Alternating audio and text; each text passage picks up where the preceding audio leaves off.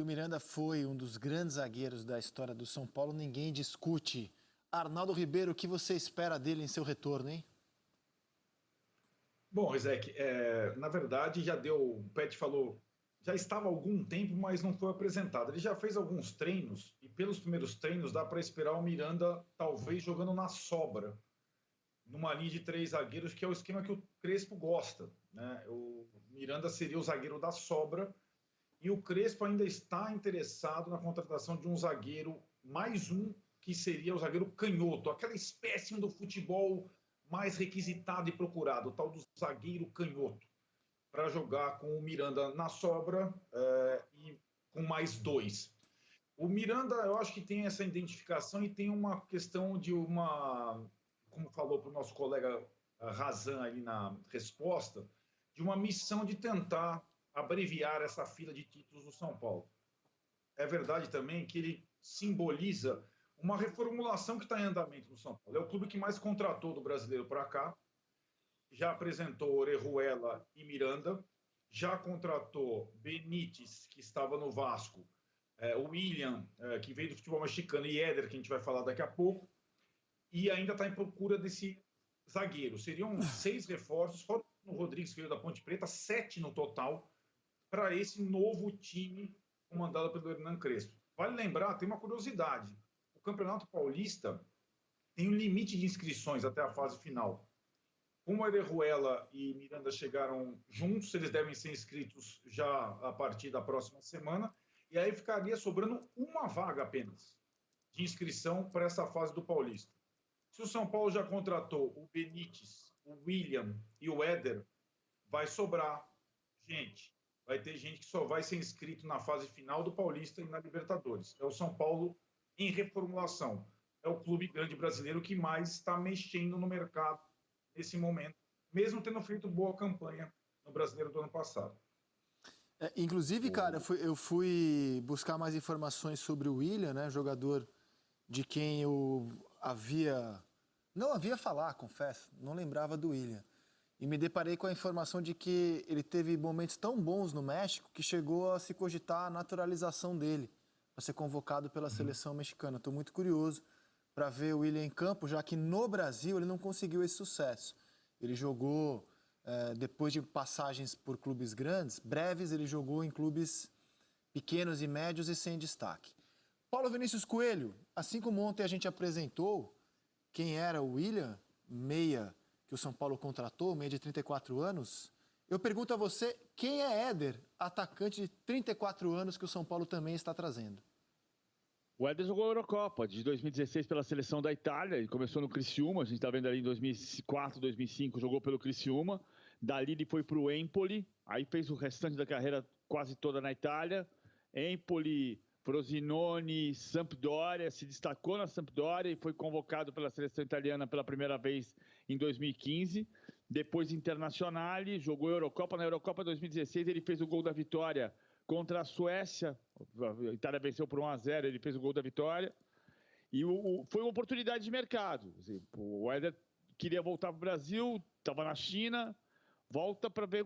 Agora o São Paulo está acreditando muito no desejo e na emoção até de alguns jogadores estarem no São Paulo. O Miranda ontem treinou de maneira exuberante, segundo as informações, como uma liderança, demonstrando já no vestiário uma liderança grande. Claro que isso tem que se mostrar no campo, não é no treinamento.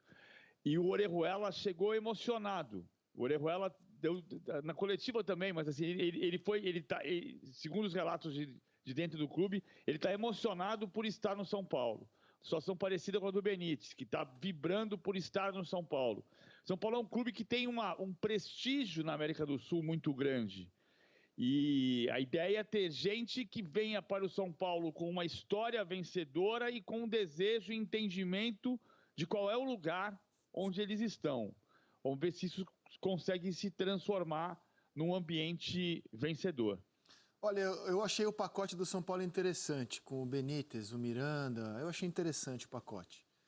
Mas eu queria te perguntar o seguinte, Pet, é que você é preocupado com a gestão do futebol nos clubes, como já demonstrou na sua pergunta ao Mário Bittencourt. Você, Arnaldo PVC, não acham que o São Paulo, se eu estiver errado, vocês me corrijam, tem se notabilizado nos últimos anos por vender garotos, Brenner, e trazer veteranos? Não é a primeira vez, né? Sim, ó, vendeu o Brenner e trouxe o Éder 34, o William 34, o Miranda 36. Não tem um contrassenso aí? Você vender as suas revelações para trazer jogadores veteranos, como São Paulo vem fazendo nos últimos anos? Contrassenso não. Existe a política. O que acontece? Miranda é um caso à parte, porque Miranda já foi vencedor, já deu muito para o São Paulo, foi tricampeão brasileiro e tudo isso. Então, Miranda com um craque, com história muito boa. É ele que o volta Hernanes pra trás. também era, né? Hã? O Hernanes também é tudo isso. Tudo bem. Voltou e teve isso. Miranda precisa de uma contratação no Zaga, seleção brasileira. E tem história e dá para entender. Agora, essa opção de contratar jogadores experientes, porque tem time muito jovem. Tem time jovem, time titular, que está jogando é jovem. Que você está vendo Igor Vinícius, Igor Gomes, Gabriel Sara. São jogadores muito jovens lá na frente. Você vendeu o Brenner. E agora, só posso explicar isso, que eles acham que esses jogadores, agora, nesse momento, vão dar a briga para um dos títulos, porque São Paulo quer o título. Já tem uma safra boa, precisa de um cascudo, jogadores com muita bagagem, porque com jovens só dificilmente você chegar a ganhar um título que mostrou ano passado. Éder, eu entendo isso, que deve ser provavelmente muito amigo do Miranda, jogando 2 anos juntos, jogaram no Internacional, jogaram agora 2 anos juntos na China, provavelmente se deram muito bem e um puxou o outro. Miranda deve ter recomendado que é muito bom o centroavante, vocês estão em busca, tem aqui um cara que tem histórico e está buscando isso. O William, aí estou no teu lado, não conheço, não estou vendo, não vi o William jogando, está 3 anos agora no Toluca, e que 8, 9 anos, desde 2012 no México, se destacando, um volante, provavelmente eles viram pela análise da... Eu li que o Crespo gosta muito do futebol dele. O Crespo acompanhou ele no México e gosta muito do futebol dele. E Mujica deve ter gostado e aprovado, porque ele aprova. A recomendação foi feita para análise de pesquisa, de centro de inteligência, e o Muricy deve ter aprovado, o Crespo está gostando também, não importa. Mas esses jogadores são no top, no auge, eles têm que estar muito bem fisicamente para dar resposta ao São Paulo que eles imaginam agora.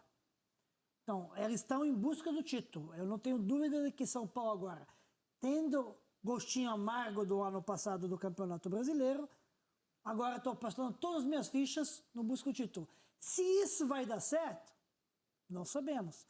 Mas uma política só visando isso. Então, devem ser os jogadores no momento que estão dando o máximo. PVC está se coçando aqui para falar. Aí, PVC. É que eu tenho uma resposta e uma pergunta.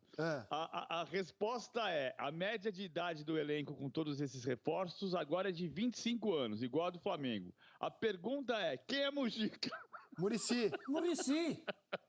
Eu sei. É que o Mujica é um apelido meio interno, né? Meio nosso, não é? Bom, o professor não ficou chateado comigo, não, né? Fala, Arnaldo. Não, claro que não. Eu acho que a única fonte de receita de um clube de futebol no Brasil que não tem um grande patrocinador, um mecenas, é a venda de jovens jogadores. Esse é o ponto. A gente estava falando do Vinícius Júnior, o Flamengo, que é o time com maior receita do futebol brasileiro, vende seus jogadores da base rapidinho. Renier, Vinícius Júnior, Paquetá. O São Paulo é assim há muito tempo. Então, a única forma de você viabilizar o clube é vender, lamentavelmente, suas promessas. Manter algumas e vender as outras. E acho que o São Paulo, o clube que consegue aproveitar em uma temporada e meia, um jovem jogador muito bom, já é lucro, literalmente. A realidade do futebol brasileiro é essa, ainda mais em tempos de pandemia, sem receita de bilheteria, sem patrocínio, não tem mágica. E esses jogadores mais velhos que estão vindo, você não tem o custo da contratação deles, né? Por isso que eles foram viáveis. É o que o Pet falou em relação ao Éder e ao Miranda. Então, eu acho que é uma situação não só que se aplica ao São Paulo, mas, falando especificamente do São Paulo, os clubes vencedores, os times vencedores do São Paulo, que já estão uma década defasados, eles raramente tiveram meninos da base em seus quadros titulares. O time tricampeão brasileiro, aquele do Miranda, tinha pouquíssimos jogadores da base. O time campeão mundial tinha pouquíssimos jogadores da base. Tinha lá sempre o Rogério Ceni, o Rogério Ceni da base do São Paulo, porque era goleiro, então não tinha tanta proposta. Então eu não vejo contrassenso. Eu vejo uma necessidade, eu não vejo contrassenso. A questão aí é você acertar em quem você vai trazer, no perfil do veterano que você vai trazer, ou errar o menos possível.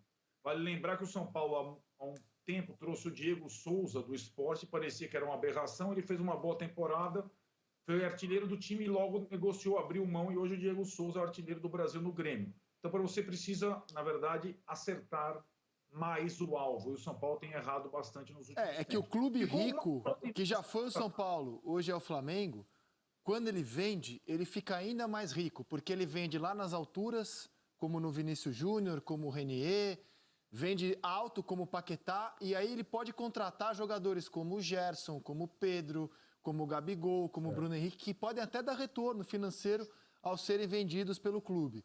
Então ele vende seus atletas da base, no caso o Flamengo, fica ainda mais rico.